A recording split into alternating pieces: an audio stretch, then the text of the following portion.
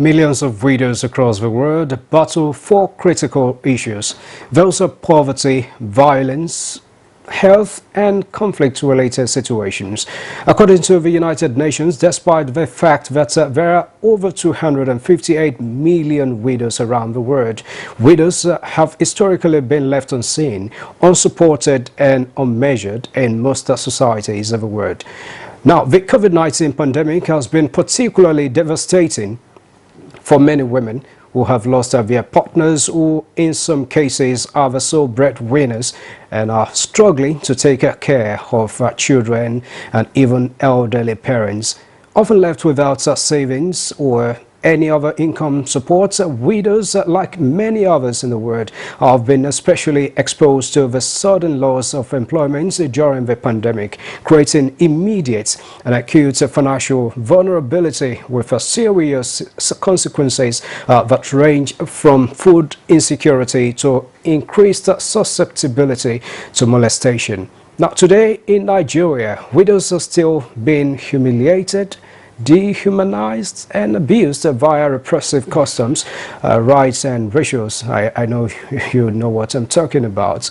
This is despite various awareness campaigns by different non-government organizations, NGOs, to put an end to harmful traditional practices against women, especially widows. According to experts, the social and economic issues faced by widows must be brought to the front burner to make their voices heard. Now, that is what we want to do tonight on the program. Welcome to Nigeria Today, as we focus on the plight of the Nigerian widow. I am Musbat, and we'll have this is NTA News 24.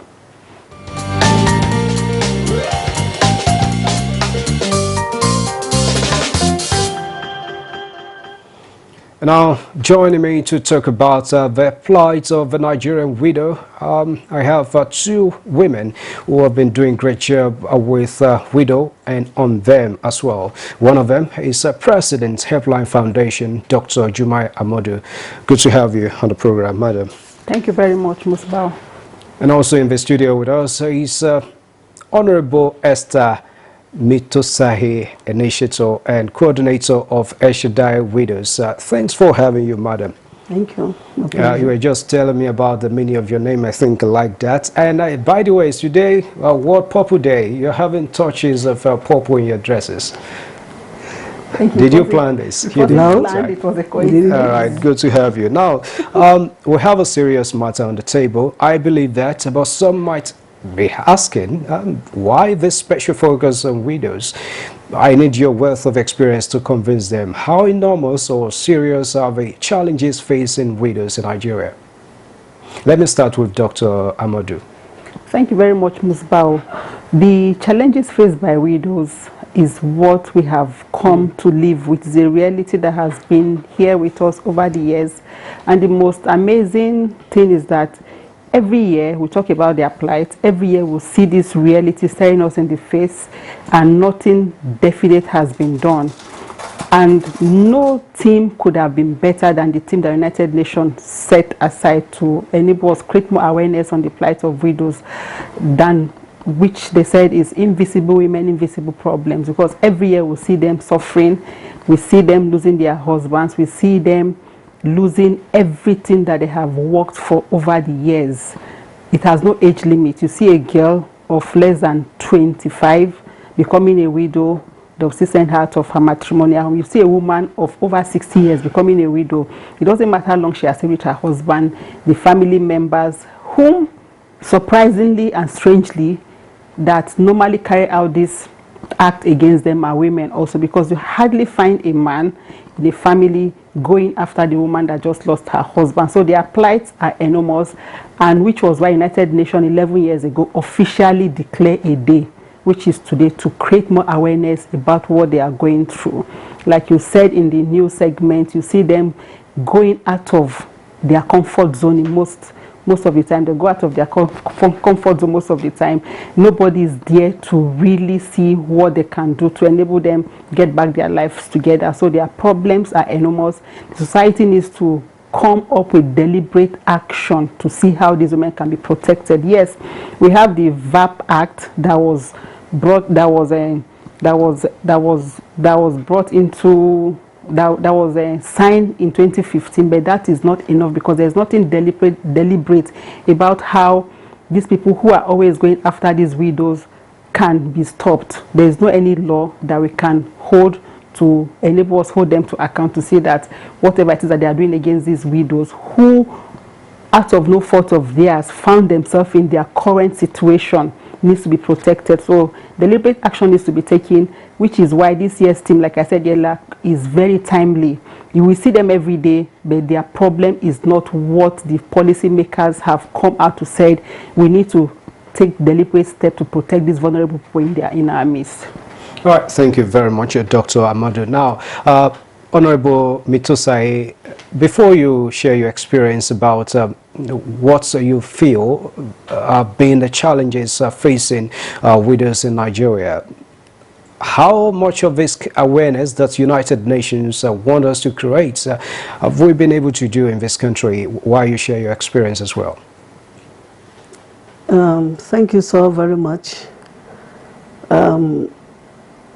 Every year I come to the NTA to share my experience as a widow, and we have tried to share awareness everywhere that we could. And there are so many organizations in this country that deal with issues concerning widows. However, nothing concrete, just like Dr. Jumai said, has been established to help them. However, before I share my experience, when I was invited today, I came to challenge the children of the widows, relations of the widows. Before we say the outsiders should help, what are the children doing? Because I found out that in my awareness creation, a lot of children that are widows' children don't even bother. They leave their mothers in the villages, come into the cities enjoying everything. I challenge every child whose mother is a widow today, what have you done to make sure that your mother is comfortable? She made sure she suffered, you know it. She suffered to get you to where you are today. But after marriage, you turn your back on her and you leave her in the village. I have a lot of experiences, and that is why I am challenging every child that has a mother as a widow, wherever you are, whomever you are. It is important to turn back. What society are we talking about to help the widows? Well, yes, the society, some people, you find out, deliberately go out of their way to help the widows, to help our organizations, so that we will help the widows. However, you, the child of a widow, what have you done for your mother? I want from today for every child to be challenged. For my experience, I'm in my 26th year as a widow. And when my husband died, I had the challenge of taking over most of the children that were together with his other siblings because they had died. So every time a brother died, the children are moved to my house. The sister dies, the children are moved to my house. And after everything said and done, when my husband was buried, and my own cousins too, and my own siblings too, I found that I had 25 children to take care of. And I didn't know how it was going to be. And I kept on crying and calling on God. And you find out that when something happens to you like that, most people that normally used to come to your house, you don't see anybody anymore. You don't see his friends anymore. And they have their own excuses to give. However, we looked on to God, and God helped us. But I want to assure you that even in this program, we cannot be able to, share the experiences, because they are horrible, they are terrible. Sometimes, you go into your room and you are just crying, you don't know what to do, but somehow God takes you through. And I want to tell you that the challenge of widowhood is that it is even the women. After their brothers die, you find out that it is the woman who is a potential widow any day. that the sisters of the brothers, the relations that come to maltreat the widow. But I am very grateful because I had a very cordial relationship with my own husband's people. And I found, you know, nobody molested me, nobody did anything, but they were not having the capacity to help because, of course, they were depending on my husband's help. So you understand what it meant to me. It was a heavy, heavy, huge burden. So I challenge the women, when anybody dies around you, be careful. You may be the next that will suffer that kind of consequences. I'm challenging the children of widows. I'm challenging women today. Why is it that when your brother dies or anybody or uncle dies, it is you that goes around to molest that widow, and you are a potential widow? Right, So, thank you, Honorable thank you. Mutusai. Thank you very much. You're Yes. speaking from the side of experience, and I can only feel some of the pains you've gone through for 26 years now after the demise of your husband. Now, Dr. Jumai Amadu, Madam Mutusai just spoke, recounting experience of 26 years. Now, talking about the relatives of the husband or siblings who are still alive. Now, is there any role that the husband can play even while still living to avoid this kind of situation when the call of nature finally comes? There are roles that husbands are playing, which they have been playing. Like we had a discussion this afternoon with somebody who said that maybe if government should enforce marriage and court marriage, it will compel the man to automatically bequeath his property to his wife upon his demise. But I told him that that is not possible because we don't have one system or one culture in Nigeria. Some culture will, even though the marriage registry, the court marriage is what is recognized in our constitution. But how many people will be able to create that awareness or go to villages where we see these women suffering and they will have this structure in place to protect the woman when her husband died? That is not possible. So only thing that we can do, like Honorable Mutusai said, is for us to keep creating awareness and keep pressing on government to come out with law that will protect these women. The husband may leave a will. There's a case we're handling now. The husband left a will, but the family of the husband said they are not going to abide by that will. They gave the woman some terms to follow before they can even open the will to read. So in such situation, what can she do? The entire family are against her, that they are not going to respect the will that her husband left. She does not have the means to even challenge this thing in court. Except such cases are brought to the front burner. Like now, some organizations have taken it upon themselves to see how they can enforce the reading of that will so that she can get what her husband bequeathed for she and her husband. So the husband has a role, which is writing a will before he dies. But upon his demise, how many women will have the capacity to see to the enforcement of this will that their husbands have left behind? So it's only government and policymakers that have significant role to play to ensure that the rights of widows are protected against all these cultures that they normally face upon the demise of their husbands. And the society also have to be there for them. She's rightly said, most of us are guilty of it. Upon the demise of their husbands, we all go to them, commiserate with them, promise them so many things. We are going to be there for them and their children, but few days or weeks after, she'll be left alone. She'll be left alone not only to mourn her husband, but harassment from his family also, who are accusing her of killing this man, which is what women mostly are faced. When your husband died, they will not think about whatever it is that have killed your husband. They say there's something this woman may have done that led to the demise of their brothers. Nobody cares about the emotional trauma that they are going through, the problems that they are going to face in terms of taking care of their children, education-wise, and even just meeting their basic needs. We had a program today, and 70% of the women that came for this program said they had similar problems from their families, and most of them are vulnerable. Government is not talking for them, which is why this year's team, like I said, couldn't have been better than what United Nations set it to be. Invisible women, invisible problem. We see them every day on the streets, but nobody cares about what they are going through.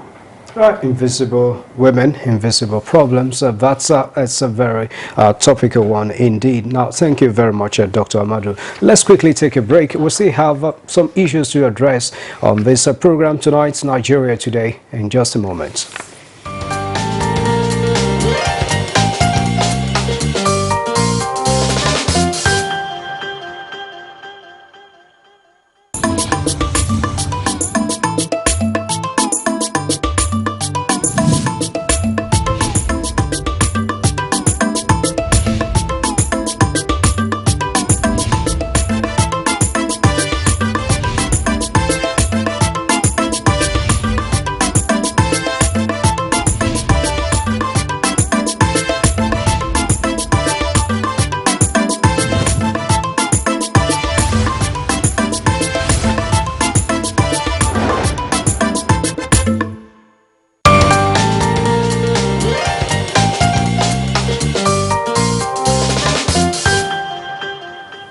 Thanks a lot for sticking around. It's still Nigeria Today on NTA News 24, and we have been having conversation around the solution to the plight of a Nigerian widow. I have in the studio Dr. Jumai Amadu and Honorable Esther Mitosahi in the studio with me talking about this. Now, let me quickly come to you, Honorable Mitosahi.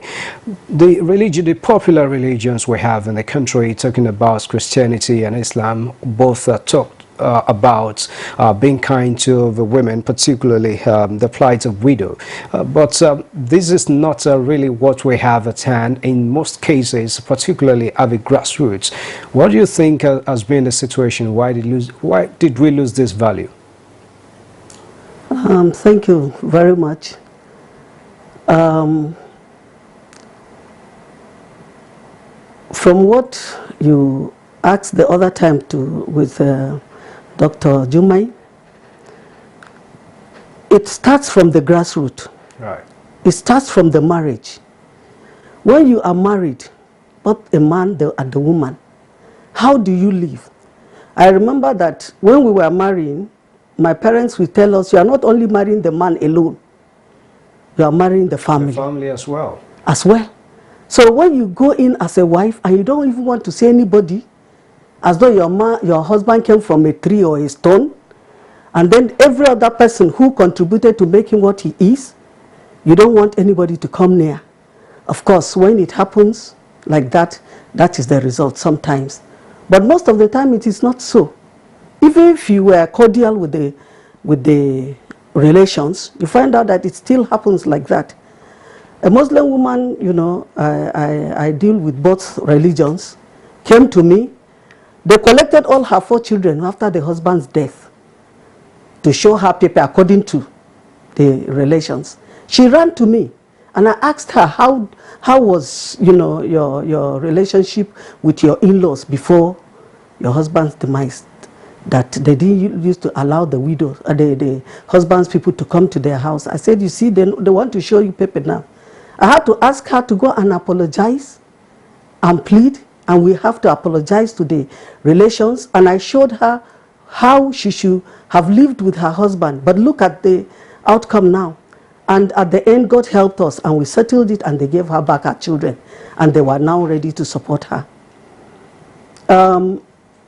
How it happened that my own experience is that I never had any issues with my in-laws.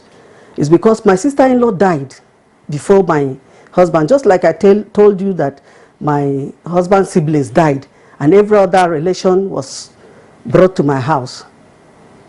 And the sister-in-law died. After her death, her in-laws took away her car. In fact, she helped to build her house. They maltreated my sister-in-law so much, so terribly, that it was horror. Then my husband one day said we should go to the village. It was not Christmas, it was not Easter. We should go to the village. I said, for what? He said, let us just go. And then he went and told his people that what he saw happened to his sister, he doesn't want it to happen to his wife. Because everything he has is for his wife and children. And anybody who dares take anything from his properties without the permission of his wife, without the permission of his children, that person will die and follow him. And then they will come to, you know. There is a way, you know, family systems have been eroded because of, you know, cultures coming in from other places. Oh, obviously, from what you've said, some women actually causing these problems for themselves Yes. by way of their relationship with the parents of their husband. They Yes. should also marry the relatives as well, the family members of a husband. Now, Dr. Amadu, you suggested legislation earlier. How much of this control can legislation or legislative measures do to prevent this, the plight that widows are facing? You know, the Violence Against Persons Prohibition Act of 2015, like I said earlier, already Yes. captured the protection of widows. But what I'm saying is that there's nothing definite that single the widow out of that act to say if a man should die and any relation of his come to dispossess this woman of her property, the person should be punished with XYZ amount of either jail term or something should be done. That is what we are talking about, and that is what most NGOs are trying to see if they can bring to the front burner for specific pronouncement to be made to protect widows. And also in Nigeria and some other African countries, we don't have accurate data on the number of widows.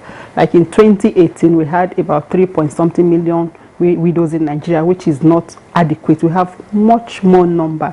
If we don't even put structures in place by the relevant agencies of government to know the population of widows, it will be also difficult to come out with policies that will protect them. But by and large, it's better for more advocacies to be carried out in these areas where it is very, very obvious that widows normally suffer. Like you talked about the two religions. In Islam, for example, I don't have in-depth knowledge, but I know that if a man should die, there are specific processes, Guidelines. yes, that needs to be carried out for inheritance to be given to and to be shared. But in Christianity, it is not spelled out. In some culture, they will say the first male child takes everything. Where the woman does not have a male child, the uncle of the girls will just dispossess them and they will allow this woman to go. In some cases, you watch your father's property being squandered by your uncle and you have no say. The woman will just be watching. And in some extreme cases, they'll give the woman the option of either marrying her brother-in-law to remain in the family or she should go. Also, we've been hearing so many of such cases, and these women, first of all, they don't even have the purchasing power, they don't have any skill. They were at the mercy of their husband before his demise, which will take me to our own core advocacy in my foundation that every woman, no matter how rich your husband is, try as much as possible to have a skill if you're not working. Because if this happens, most cases we are not prepared. Nobody prays to become a widow, but it's what we normally face. Have something that you can fall back to so that when you are dispossessed, you have something to at least give your children food to eat, and with the help of people or what you've been able to do, you'll be able to see them through school. Because you see most girls hawking on the street today is because an uncle or an aunt have chased them away from their father's sweat and what in most cases their mother also struggle with this man to put together. Trust me, Dr. Amadu, I think that has been very proactive, ensuring that they are even empowered in the first instance, even before the husband will depart. Of course, we wish them to stay very long with us. Now, Honorable Mitosai, apart from the enlightenment and legislation that Dr. Amadu mentioned, what role can we also have the religious organizations play in this? Because we're talking about enlightenment and many people will not even be afraid of legislation, but if we hear this hammered into the consciousness of people, how do you think it can be played by the religious organizations? Thank you very much. First and foremost, I need you to do that in 30 seconds. Yeah, just like Dr. Jumai said, it's spelled out and it is followed in Islam. It is spelled out in Numbers chapter 27. All right. Numbers chapter 27 tells every Christian how inheritances cases should be dealt with. But I've never heard anybody preach about it. And so I've been to so many churches. I had to do a research myself to understand the Christian perspective of widowhood inheritance. Numbers 27, everybody today that is listening to us should go and read it. And we have done that a lot to create awareness for people to help widows. We have told people, you know, it is spelled out in that Numbers 27. Anybody can read that Bible and see that it is spelled out like that. Thank you very much. I can see Dr. Amadu already have penned down that verse Yes, of the please. Bible to research on. Thank Yeah. you very much. We wish all the widows in the country a good time. Why? They are still part of us, and we wish them well. And on that note, I want to say a very big thank you to Dr. Jumai Amadu, President, Helpline Foundation. She has been doing great work with the widows and even those still having their husbands. Thanks a lot for coming. Thank you very much. Honorable Esther Mitosai, initiator and coordinator El Shaddai Widows. She has been able to enlighten us, giving us the verse from the Holy Bible. Go and read about it. Thank you for your time. Thank you very much. And that has been Nigeria Today on NTA News 24 tonight. Thanks a lot for your time. Join us again tomorrow, same time, 7:30 in the evening.